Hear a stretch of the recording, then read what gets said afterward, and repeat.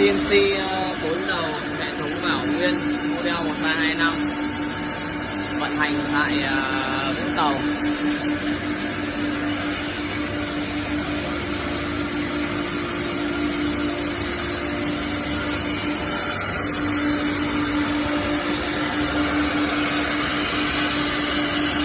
Đây là khách đang làm chốt cam, làm cam với lại chốt để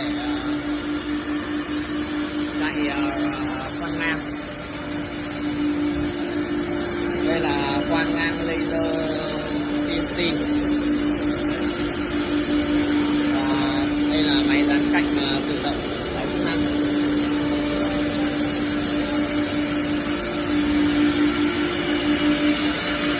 Này là nãy khách đặt ngược chiều bán nên là cái phần kia CNC đang cắt là không có bán. Đấy, các bạn có nhu cầu về máy CNC, máy khoan ngang laser, máy dán cạnh và một số dòng máy gỗ khác thì liên hệ chúng tôi. Công ty trách nhiệm hữu hạn đối với máy tốt, website là máy tốt.com.vn. Đây là máy CNC 4 đầu hệ thống bảo nguyên Đài Loan các bạn nhé. Là hệ thống bảo nguyên Đài Loan hàng cao tốc. Đây là bản vẽ khách đang còn cạnh các từ từ.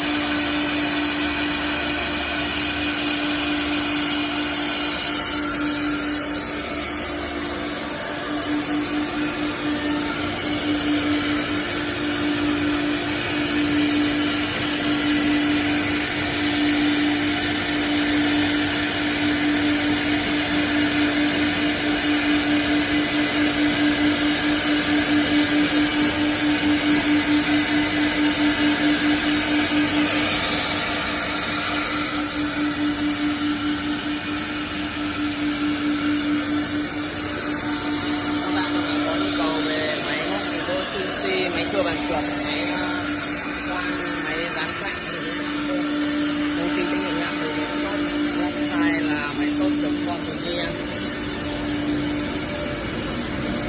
Các bạn nhé, đây là số hotline của công ty.